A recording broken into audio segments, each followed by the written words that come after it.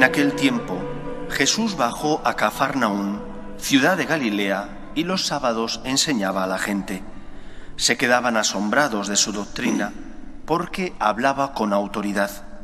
Había en la sinagoga un hombre que tenía un demonio inmundo, y se puso a gritar a voces: ¿Qué quieres de nosotros, Jesús Nazareno? ¿Has venido a acabar con nosotros? Sé quién eres, el Santo de Dios. Jesús le intimó: cierra la boca y sal. El demonio tiró al hombre por tierra en medio de la gente, pero salió sin hacerle daño. Todos comentaban estupefactos: ¿qué tiene su palabra? Da órdenes con autoridad y poder a espíritus inmundos y salen. Noticias de él iban llegando a todos los lugares de la comarca. Palabra del Señor.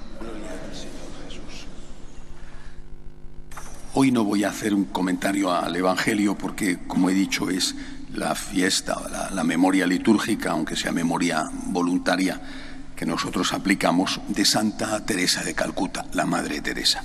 Y voy a dedicar unas palabras a ella, al ejemplo que nos ha dejado. Tuve el honor de conocerla cuando visitó Madrid. Yo era entonces un jovencísimo sacerdote, ya estaba trabajando en ABC y me mandaron a entrevistarla, y tengo una foto con ella que guardo como oro en paño. Recuerdo que en aquella época había una moda de ropa que era la ropa arrugada, y se decía: la arruga es bella. Yo tuve esa impresión cuando la vi a la Madre Teresa, arrugadita como una pasa, pero tan guapa. Dije, la arruga es bella, porque era chiquitina, bajita. Bueno, yo cuando la conocí ya, lógicamente, era muy mayor, no sé si de moza era más alta, pero bajita, chiquitina, pero qué belleza transmitían sus ojos, qué espiritualidad, qué presencia de Dios. La importancia de la Madre Teresa, de Santa Teresa, hoy hay que decir, la importancia de ella se entiende bien en el contexto en que nació. Era un momento muy difícil. Creo que siempre son momentos difíciles para la Iglesia. Aquel era un momento muy difícil. No hay que olvidar las palabras del Papa Pablo VI, pronunciadas en la fiesta de San Pedro, nada menos años antes de morir, cuando dijo que el humo del infierno había entrado dentro de la Iglesia. Palabras del Papa, y en esa solemnidad no es una cosa que se le escape así como que no quiere, no. Son palabras muy meditadas.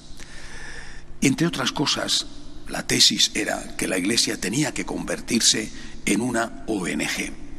Había que poner la Iglesia al servicio de los pobres, al servicio de las causas de la justicia, inclusive, esa era una tesis más radical, la teología de la liberación radical, inclusive justificando o utilizando la violencia. Lo que va a hacer la Madre Teresa es dar un golpe contra esta tesis, y lo va a hacer no con argumentos. Con argumentos ya lo hizo el entonces prefecto de Doctrina de la Fe, cardenal Ratzinger, con sus 2 documentos sobre la teología de la liberación, sino con su vida. La Madre Teresa fue el ejemplo de que eso no era verdad, de que se podía estar al lado de los pobres, de los más pobres de entre los pobres, se podía estar al lado de ellos y estar al lado de Dios, es decir, estar delante del sagrario. No había por qué elegir entre espiritualidad y compromiso social, porque esa era la disyuntiva: o estás con los pobres o estás rezando. Si rezas, no estás con los pobres. Si eres una iglesia evangelizadora, misionera, si eres una iglesia orante, entonces no eres una iglesia comprometida con los pobres. La iglesia comprometida con los pobres no tiene por qué rezar, no tiene por qué mantener un culto de la liturgia, no tiene por qué respetar los dogmas o las normas morales. Lo que importa es el compromiso político, y además compromiso político comunista, y comunista más radical. Esa era la tesis, repito, eso es lo que estaba de fondo en la teología de la liberación, que algunos sacerdotes llevaron al extremo, incluso de fundar guerrillas en algunos países latinoamericanos. La Madre Teresa desmontó todo eso con su vida. Ella estaba delante del sagrario y ella estaba de rodillas delante de los pobres. Ella demostró que se podía ser profundamente religioso y profundamente comprometido con los necesitados. yo creo que esa fue su gran aportación en ese momento histórico. Me imagino que no habéis tenido la oportunidad de ir a un convento, a un asilo, a un centro de servicios de las monjas de la Madre Teresa. Yo sí. Durante 2 años estuve yendo a trabajar con enfermos de SIDA en el centro que tienen aquí en Madrid, al lado del Manzanares, al lado del estadio del Atlético de Madrid.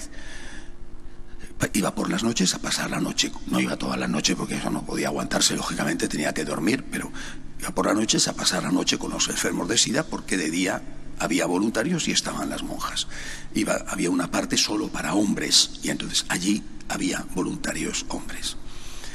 Lo más importante de aquello, junto con aquellos moribundos que eran el desecho, se los daban, muchos eran presos que habían cogido el SIDA en la cárcel por droga, se los daban de los hospitales para no tenerlos en los hospitales, para que no murieran allí, entre otras cosas porque era terrible el efecto incluso de olor, de visión, de todo, era muy duro. Entonces las monjas de la Madre Teresa, seguro que auspiciadas por ella, démelos a mí, dénoslos a nosotros, no los abandonen.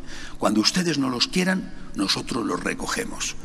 Repito, aquellas noches eran, desde el punto de vista humano, espantosas. El centro de aquella casa eran aquellos enfermos y el sagrario. La capilla estaba en el centro y en la capilla, junto al sagrario, una frase de Jesús: tengo sed.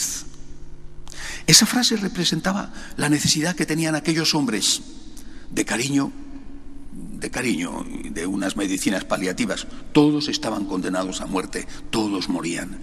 Era cuestión de tiempo, todos estaban condenados a muerte. Todos morían por la enfermedad, no porque los matara el Estado, claro. Aquella gente necesitaba cariño, necesitaba presencia, más allá de cuál había sido su culpa, de cuál había sido el delito que habían cometido o los pecados que habían cometido. Allí había de todo, había homosexuales, había traficantes de droga, había asesinos. En ese momento eran personas condenadas a muerte que necesitaban cariño. Tengo sed en ellos, pero también tengo sed en el sagrario. Cristo necesitaba también nuestra compañía.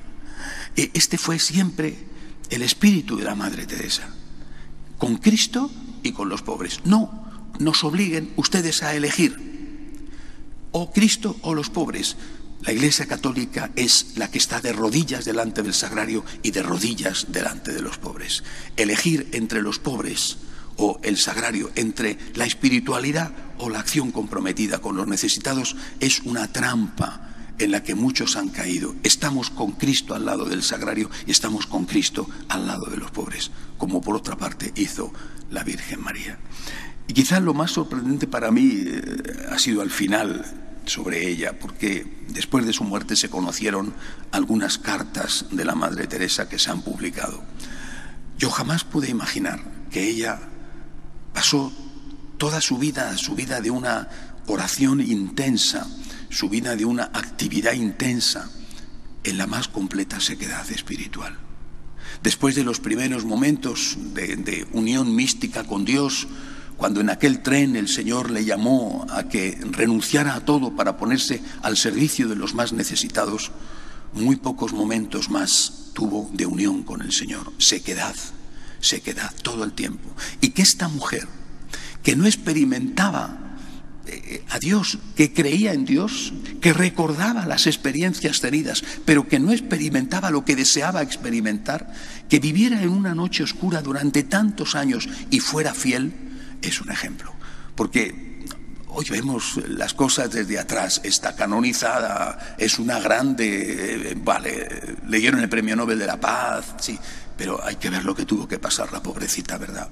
Cuando ella decide dejar su convento de monjas de Loreto, cuando se va ella solita al templo de la diosa Kali en Calcuta, que era la diosa de la venganza, cuando se va al templo de la diosa Kali abandonado y allí empieza a recoger moribundos comidos por las ratas, ella solita, con todos diciendo: vas a fracasar, ¿por qué haces esto? Estás estropeando tu vida, si ya eres monja, tú tienes ganas de notoriedad.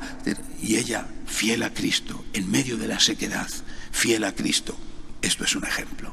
Por eso hay que recordarla. Cada uno tiene sus circunstancias personales, que no se parecen en nada, por supuesto, a las de la Madre Teresa, pero en esas circunstancias tenemos que recordar su enseñanza. Cristo siempre, en el sagrario y en los pobres, el único Cristo, el mismo Cristo, siempre, en el sagrario y en los pobres, y fieles a la llamada, aunque a veces nos cueste mucho trabajo seguirla. De pie, por favor.